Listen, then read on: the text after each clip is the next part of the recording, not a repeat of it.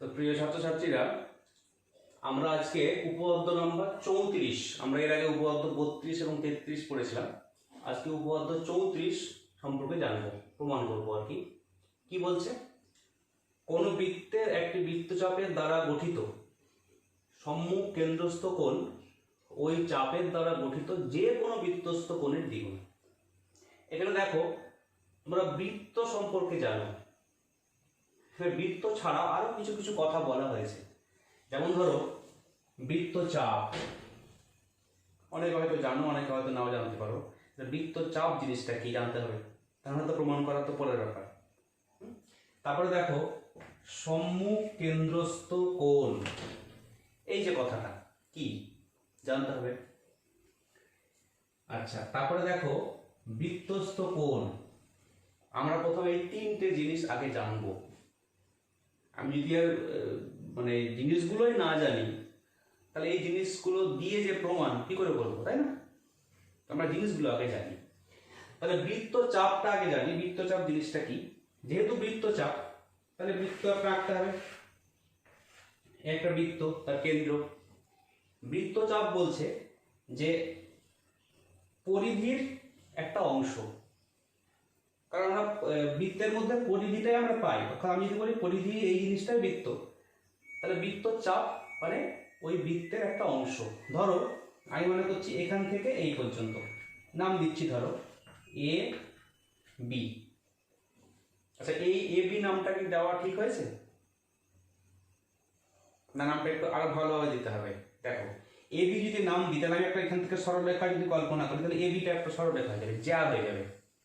অর্থাৎ A B দিয়ে একটা জ্যায়ের নামকরণও হতে পারে। ওই জন্য আমি, যাতে ওইরকম কোনো অপশন না থাকে, আমি এখানে আর একটা বিন্দু নাম দিচ্ছি পি। অর্থাৎ আমি বলছি এ পি বি হচ্ছে বৃত্তচাপ। তাহলে আর জ্যায়ের প্রসঙ্গে কেউ যাবে না, অর্থাৎ এটা বৃত্তচাপই হবে। তাহলে আমি বলছি যে এই এ পি বি হচ্ছে বৃত্তচাপ। ঠিক আছে? এইবার এই বৃত্তচাপের দৈর্ঘ্য কত বড়, তার উপরে ডিপেন্ড করে আমরা বৃত্তচাপকে অনেক রকম ভাবে নাম দিতে পারি। কিরকম? ধরো আমি বৃত্তকে দুভাগে ভাগ করে নিলাম। তাহলে এখান থেকে এই পর্যন্ত, হ্যাঁ, ধরো আমি এখানে পি দিলাম, এখানে কিউ দিলাম। তাহলে P A P O P দিয়েছে এখানে, তাহলে ধর আর দিলাম। তাহলে R A P B Q, এই যে পুরোটা, এটা একটা বৃত্তচাপ। কিন্তু দেখো এর একটা সত্য আছে, কি না, এই বৃত্তচাপটা বৃত্তের অর্ধেক। ঠিক আছে? তা তার একটা নাম দেওয়া যায়। তার নামগুলো আমি লিখছি। দেখো এ পি বি, এমনি বৃত্তচাপ লিখলাম। ঠিক আছে? এবার ধরো এ পি না, আর পি কিউ, আর পি কিউ, তিনটে নামই যথেষ্ট, অনেকগুলো নাম লেখার দরকার নেই। তাহলে আর পি কিউ তো বৃত্তচাপ অবশ্যই, কিন্তু একটা স্পেশালিটি আছে, কি না, এটা অর্ধেক বৃত্ত নিয়ে, তাই তাদের এর নাম দিতে পারি আমি এরকম অর্ধবৃত্তচাপ। অর্থাৎ বৃত্তচাপ স্পেশাল টাইপ অফ বৃত্তচাপ, তার নাম হচ্ছে অর্ধবৃত্তচাপ। এবার দেখো, এমন তো হতে পারে যে এখান থেকে সরে গিয়ে এইখানে একটা বিন্দু নিলাম এস, অর্থাৎ আর পি এস, এটা কি হবে? এটাও তো একটা বৃত্তচাপ, আর পি এস এতটা নিলাম, অর্থাৎ অর্ধবৃত্তর থেকেও বেশি। ঠিক আছে? তখন তার কি নাম দেবো? এটা একটা বিশেষত্ব আছে, অর্ধবৃত্তর থেকে বেশি। তখন আমরা তাকে বলবো অধিচাপ, মানে অধিক, অর্ধবৃত্তের অধিক দৈর্ঘ্য, ওই জন্য অধিক। ঠিক আছে? তাহলে আমি অর্ধবৃত্তের থেকে বেশি দৈর্ঘ্যের একটা নাম দিলাম স্পেশাল। তাহলে অর্ধবৃত্তের থেকে কম, এই যে পিবি, সে তো রাগ করবে, বলে ওর নাম দেওয়া হলো, আমার কোনো দেওয়া হবে না, তাই না? ওই জন্য ওর একটা নাম দেওয়া যায়। এটা বৃত্তচাপ, এটাকে লেখা যায় আর একটা উপচাপ। উপ মানে কম, অর্থাৎ অর্ধবৃত্তের থেকে একটু দৈর্ঘ্য কম, তখন তাকে উপচাপ বলবো। অর্থাৎ তারা তিন রকম পাচ্ছি, দেখো ঠিক মাঝামাঝি, অর্ধবৃত্ত হয়ে গেল, অর্ধবৃত্ত থেকে কম উপচাপ, অর্ধবৃত্ত থেকে বেশি অধিচাপ। আমরা বৃত্তচাপ সম্পর্কে জানলাম। ঠিক আছে? এবার দেখো সম্মুখ কেন্দ্রস্থ কোণ, মানে কেন্দ্রস্থ কোণ আর একটা হচ্ছে বৃত্তস্থ কোণ। এই দুটো জিনিসই কিন্তু চাপ সংক্রান্ত, অর্থাৎ একটা চাপ কেন্দ্রে যে কোণ করবে তাকে বলবো কেন্দ্রস্থ কোণ, আর পরিধির উপরে কোনো বিন্দু যে কোণ করবে তাকে বলবো বৃত্তস্থ কোণ। এবার ওখানে সম্মুখ কথাটা আছে, সম্মুখ মানে ওর মুখে আছে, যে সামনাসামনি মুখোমুখি যে আছে। দেখা যাক ব্যাপারটা কি দাঁড়াচ্ছে। তাহলে আমি এখানে যে কোনো একটা চাপ নিচ্ছি, ধরো এই এপিবি চাপটা নিয়ে আলোচনা করছি, তাহলে আমি এগুলো সব একটু মুছে দিচ্ছি, শুধু এপিবিটাকে রেখে বাকিগুলোকে মুছে দিলাম, ব্যাসার্ধ থাক, বোঝানো থাক। তাহলে এই এপিবি বৃত্তচাপ এর দ্বারা গঠিত কেন্দ্রস্থ কোণ কোনটা হবে? বলছে খুব সোজা, এপিবি বৃত্তচাপের দুই প্রান্ত কেন্দ্র, এটার নাম দিলাম ও। তাহলে এই দুই প্রান্ত এবং কেন্দ্র যে কোণটা হচ্ছে, অর্থাৎ এই এই এই যে কোণ, এটাই হচ্ছে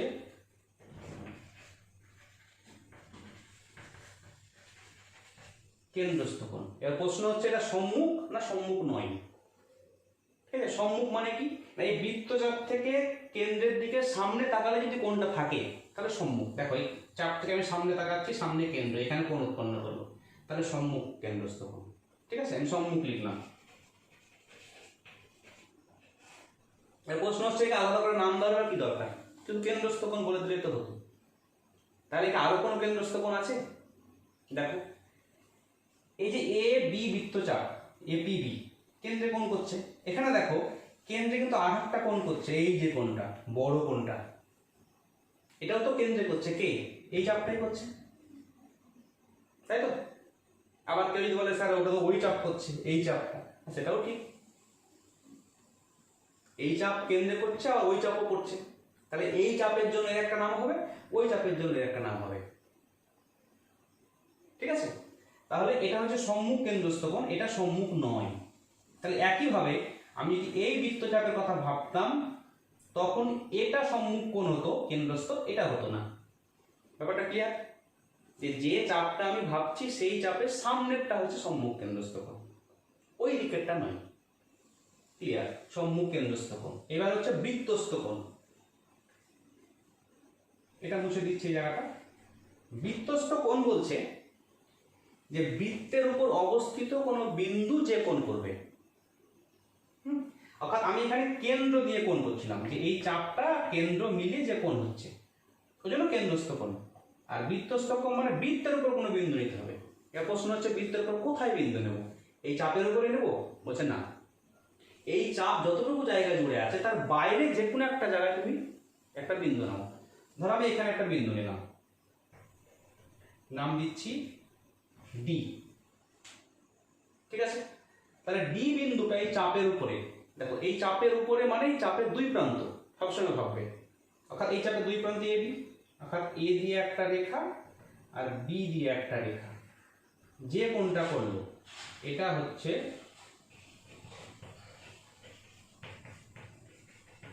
বৃত্তস্থ কোণ।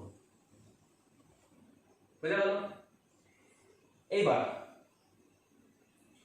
এরও আবার সম্মুখ বৃত্তস্থ কোণ হয়, অর্থাৎ চাপের উপরে যদি না নিয়ে বাইরে নাও তাহলে সম্মুখ, আর চাপের উপরে যদি কোনো বিন্দু নাও সেক্ষেত্রে একটা বৃত্তস্থ কোণ হয়, সেটা অত ডিটেলস আমি যাচ্ছি না। এবার প্রশ্ন হচ্ছে দেখো প্রমাণ করতে দিয়েছে গঠিত যে কোনো বৃত্তস্থ কোণ, অর্থাৎ ওর একটা বৃত্তস্থ কোণ নিয়ে ভাবলে হবে না, যতগুলো বৃত্তস্থ কোণ সম্ভব সবার সঙ্গে বলছে ওর একটা দ্বিগুণের সম্পর্ক আছে। তাহলে আর কোনো বৃত্তস্থ কোণ হয় কিনা দেখা যাক। ধরো আমি বিন্দুটা এখানে নিলাম, ধরো ই দিলাম নাম, তাহলে একইভাবে ই আর এ যোগ করো, এটা একটা কোণ হবে। তাহলে এখানে একটা নাম দিলাম এফ, একইভাবে এ এর সঙ্গে এটা যোগ করো, এটা। কটা বৃত্তস্থ কোণ পেয়েছি? একটা, দুটো, তিনটে। তাহলে আমরা কি জানলাম? বৃত্তচাপ জানলাম, সম্মুখ কেন্দ্রস্থ কোণ জানলাম, বৃত্তস্থ কোণ জানলাম, অর্থাৎ সবগুলো মোটামুটি জানা হয়ে গেছে। এবার আমি দেখবো আমাদের কি প্রমাণ করতে হবে। কি বলছে? কোনো বৃত্তের একটি বৃত্তচাপের দ্বারা গঠিত সম্মুখ কেন্দ্রস্থ কোণ মানে কি কোণটা? এ ও বি, এটা সম্মুখ কেন্দ্রস্থ কোণ।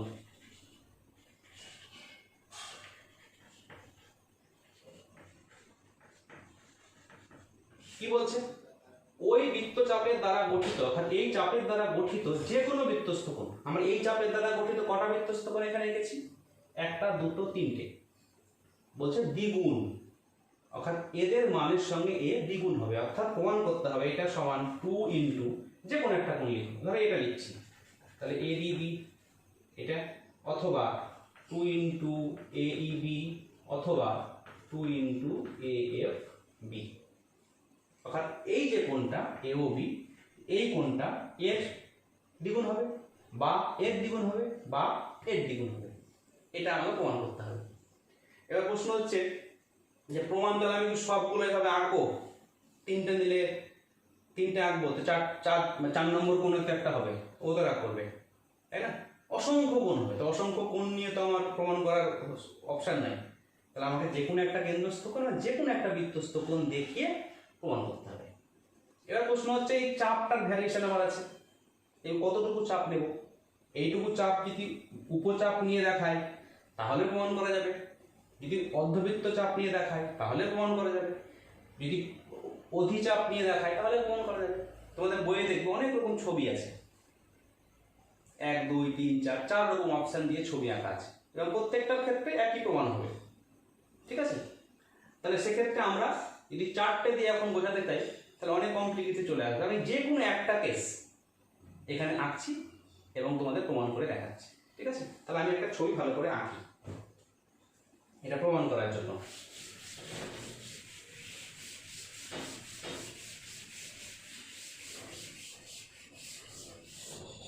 তাহলে বৃত্ত আঁকতে হবে, তাহলে একটা বৃত্ত এখানে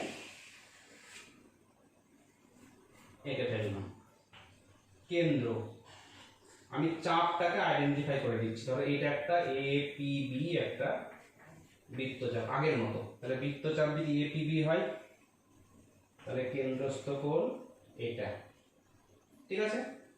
এবার ধরো এখানে একটা বিন্দু নিলাম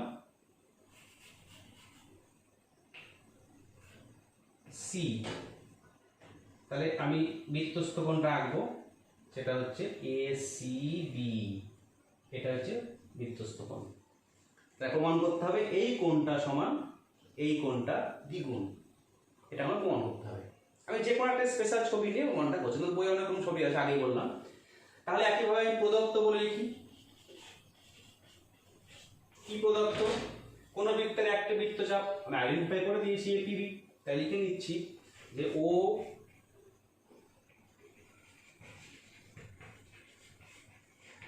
কেন্দ্রীয় বৃত্তের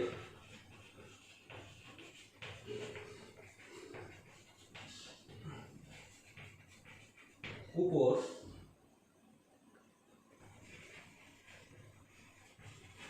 অবস্থিত কোণ এওবি, আচ্ছা কেন্দ্রস্থ কোণ আগে লিখি, অবস্থিত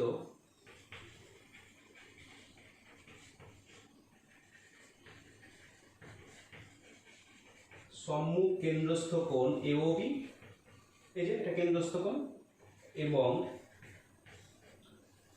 যে কোনো একটি, যে কোনো বলেছে যে কোনো একটি বৃত্তস্থ কোণ এসিবি, আমি দুটো কেন্দ্রস্থ কোণ বৃত্তস্থ কোণ দেখিয়ে দিলাম, ঠিক আছে? এবার প্রমাণ করতে হবে।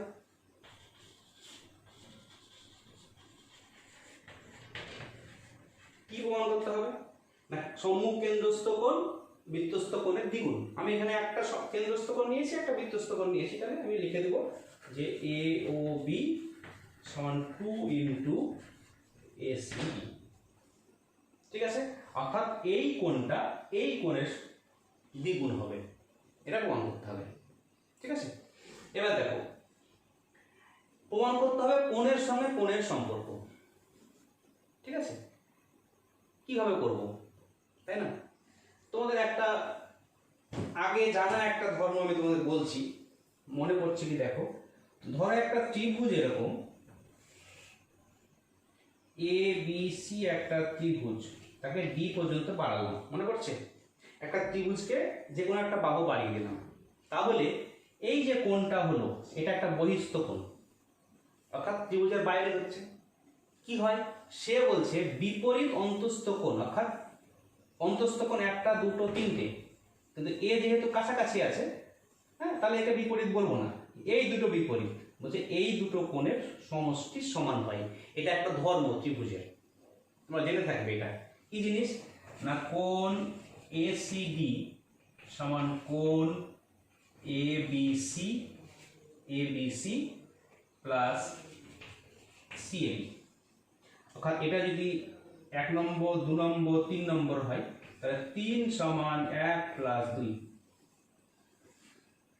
এটা আমরা ধর্ম জানি। এই ধর্মটা কাজে লাগানো যাবে এখানে। প্রশ্ন স্যার ত্রিভুজই তো ওখানে নাই, কি করে কাজে লাগাবেন, তাই না? কিছু না, আমি ত্রিভুজ বানিয়ে ফেলবো, এমনভাবে ত্রিভুজ বানাবো, হ্যাঁ, এবং বহিস্থ করবো বাহুকে, যাতে করে যে কোণগুলো, এই যে কোণগুলো পাচ্ছি সেই কোণগুলো আর আমার প্রমাণ করা কোণগুলো যেন থাকে সামঞ্জস্য। ঠিক আছে, দেখো কি করছি। ধরো আমি এখন কাজ করলাম যে সিও যুক্ত করে ডি পর্যন্ত বাড়িয়ে দিলাম, বোঝা গেল?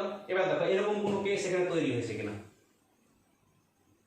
দেখবে হয়েছে কিনা। দেখো এ, আচ্ছা ওটাকে আমি এখানে নাম দিচ্ছি এ ও সি ত্রিভুজ। দেখো এরকম কেস তৈরি হয়ে গেছে, সিও বাহুটাকে বাড়ানো হয়ে গেছে, অর্থাৎ এই যে কোণটা এটা বহিস্থ কোণ হয়ে গেছে আর এই দুটো অন্তস্থ কোণ হয়ে গেছে। এই যে বহিস্থ কোণ অন্তস্থ কোণ। একইভাবে দেখো ওই ত্রিভুজটার ক্ষেত্রেও, অর্থাৎ বি ও সি এর ক্ষেত্রেও এইটা এই ত্রিভুজের বহিস্থ কোণ আর এই সঙ্গে এই দুটো অন্তস্থ কোণ হয়ে গেছে। তাহলে আমরা ইজিলি এই সম্পর্ক লিখতে পারবো। সম্পর্ক লিখে আমরা দেখবো যে তারপরে এদিক ওদিক করে কিছু করা যায় কিনা। দেখো মজার জিনিস হচ্ছে যেখানে কটা কোণ পেয়েছি, 1টা 2টো 3টে 4টে 5টা 6টা। দেখো এই দুটো কোণ যোগ করলে এ ওই পেয়ে যাব, ঠিক আছে? এই দুটো কোণ আমি যোগ করতে পারি কোনোভাবে, তাহলে এসিবি পেয়ে যাব। তাহলে আমার লজিক আছে, মানে আমি অপশান আছে, সুযোগ আছে, আমাকে একটু আমার বুদ্ধি খাটিয়ে কাজে লাগাতে হবে। টার্গেট এরকম, ঠিক আছে? তাহলে আমরা যে তৈরি করলাম ত্রিভুজ, সেটাকে দেখাই কি করলাম, অঙ্কন করলাম। কি অঙ্কন করলাম না, সিও যুক্ত করে ডি পর্যন্ত বর্ধিত করা হলো। আমি মুছে দিচ্ছি এটা হাতের ব্যাপারটা, ঠিক আছে? এবার প্রমাণে চলে যাই।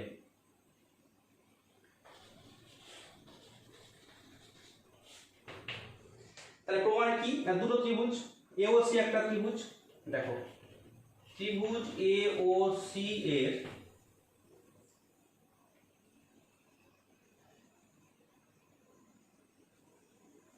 দরকার নাই, এ ও সি এর আমি এই অন্তস্থ কোণ বহিস্থ কোণ আলাদা করে বলার দরকার নেই। আমি লিখব ত্রিভুজ এ ও সি থেকে পাই, কি পাই না, বহিস্থ কথাটা লিখে দিলাম এ ও ডি সমান অন্তস্থ কোণ দ্বয়ের যোগফলের সমান, অর্থাৎ ওএসি প্লাস ওসিএ। দেখো বুঝলে কিনা, এই কোণটা এই ত্রিভুজের ক্ষেত্রে বহিস্থ কোণ, তাহলে বহিস্থ কোণটা এইটা বাদ দিয়ে যে দুটো কোণ থাকছে তাদের যোগফলের সমান হবে, অর্থাৎ OAC plus OCA, OAC plus OCA. ঠিক আছে? এবার দেখো আমার কিন্তু ওএসি কোণটা দরকার নাই, কারণ ওএসি কোণের সঙ্গে আমার এই দুটো কোণের কোনো সম্পর্ক নেই। তাহলে এই বুদ্ধি খাটিয়ে যদি ওএসিটাকে কোনোভাবে বাদ দিতে পারি, তাহলে আমি কিন্তু আমার লক্ষ্যে অনেকটাই পৌঁছে যাব। ঠিক আছে? দেখো আরেকটা আমি ধর্ম দেখাচ্ছি ত্রিভুজের। ধরো এটা কি ধরনের ত্রিভুজ, সমদ্বিবাহু। ধরো এই বাহুর সঙ্গে এই বাহু সমান, তাহলে কোনো দুটো কোণ সমান হয়। কিরকম কোণগুলো না, তৃতীয় বাহুর সঙ্গে তারা যে কোণ করছে, অর্থাৎ এই কোণ আর এই কোণ, এটা সমান হয়। এটা আমরা জানি সমদ্বিবাহু ত্রিভুজের যে দুটো বাহু সমান, তৃতীয় বাহুর সঙ্গে যে কোণ করে সেগুলো সমান হয়। এবার দেখো এখানে ওরকম কোনো কেস আছে কিনা, অবশ্যই আছে। দেখো এ ও সি একটা সমদ্বিবাহু ত্রিভুজ, কেন না এটা সমান এটা ব্যাসার্ধ, তাই যদি হয় যেটা সমান সমদ্বিবাহু ত্রিভুজ হয়ে গেল, তাহলে তৃতীয় বাহুর সঙ্গে এ এই কোণ করছে আর তৃতীয় বাহুর সঙ্গে এ এই কোণ করছে, তাহলে এরাও সমান। তাহলে কি দাঁড়ালো, এটা সমান এটা। তাই যদি হয় তাহলে আমি 2 + 2 এটা না করে 2 × 2 লিখতে পারি, অর্থাৎ যে কোনো একটা লিখবো যে দ্বিগুণ করে দেবো। বুঝা গেল? 40 + 40 লেখা আছে এখানে, আমি লিখবো 2 × 40, অর্থাৎ যে কোনো একটা আমার পছন্দ মতো যে কোনো একটাকে লিখবো, 2 দিয়ে গুণ করে দেবো। ব্যাপারটা একই। তাহলে কোনটাকে লিখবো না, যেটা আমার দরকার। কোনটা দরকার? আমার এই কোনটা দরকার, অর্থাৎ OCA দরকার। এটাকে আমি বাদ দিয়ে 2 গুণিত করে লিখে দেবো, খুব সোজা। তাহলে লিখো, দেখো যে বা কোণ AOD সমান 2 × কোণ OCA। ব্র্যাকেটে কি লিখবো, যেহেতু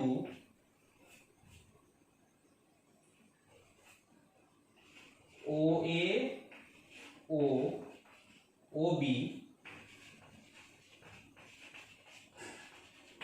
একই বৃত্তের ব্যাসার্ধ হওয়ায় ত্রিভুজ AOC একটি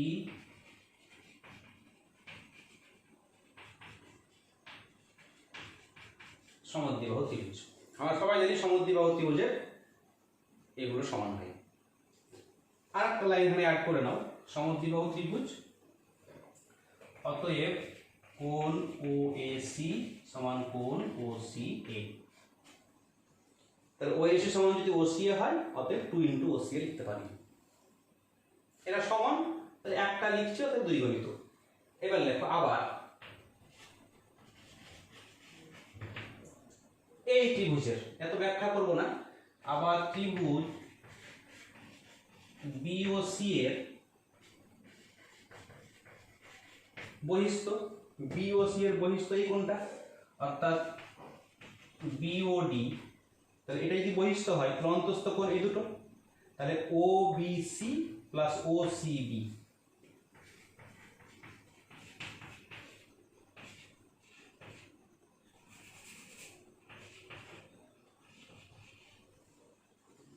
একইভাবে দেখো আমার এই কোণটা দরকার নেই, একইভাবে এটা এবং এটা একই বৃত্তের ব্যাসার্ধ, সমদ্বিবাহু ত্রিভুজ, অতএব এই কোণ সমান এই কোণ। তাহলে আমি লিখতে পারি এই দুটোর যোগফলকে লিখতে পারি এর দ্বিগুণ।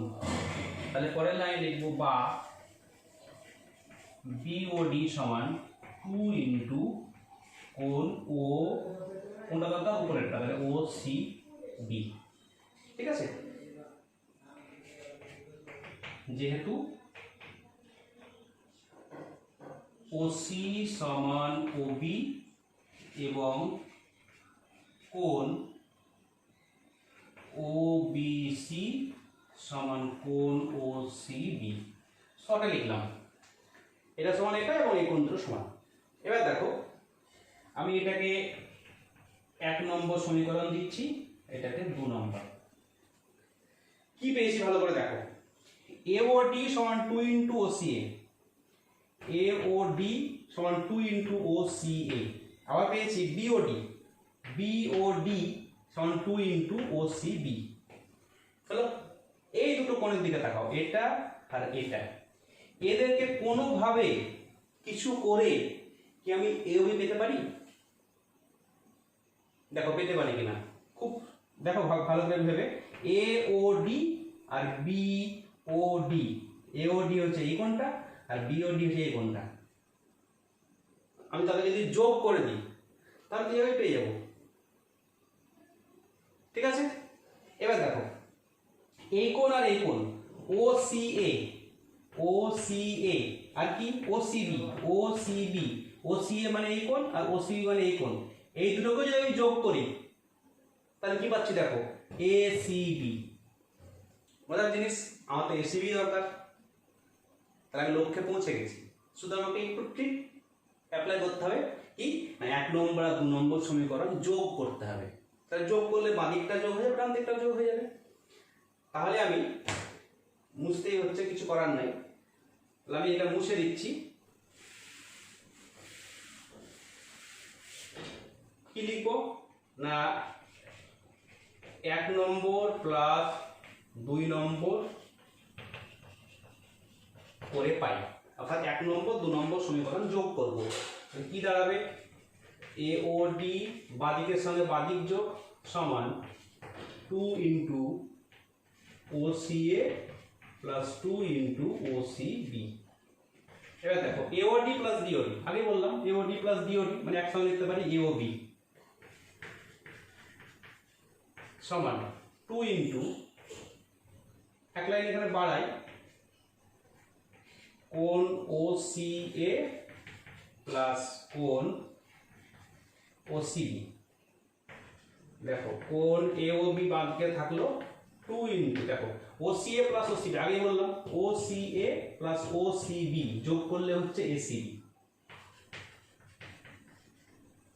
দেখো এটা পেলাম আর প্রমাণ করতে দিয়েছিল এটা, মিলিয়ে দেখো এটা আর এটা পার্থক্য আছে, একই জিনিস। প্রমাণ করতে পারলাম AOB সমান 2 ইন্টু ACB, আর প্রমাণ করতে দিয়েছিল AOB সমান 2 ইন্টু ACB। অর্থাৎ কি পেলাম? যে সম্মুখ কেন্দ্রস্থ কোণ যে কোনো বৃত্তস্থ কোণ, একটা নিয়েছি ACB তার দ্বিগুণ। ঠিক আছে, তাহলে এই গেল তোমাদের এই উপপাদ্য 34। আমি এর সঙ্গে এবার আগে বলেছিলাম যে এখানে অনেক রকম ছবি হয়।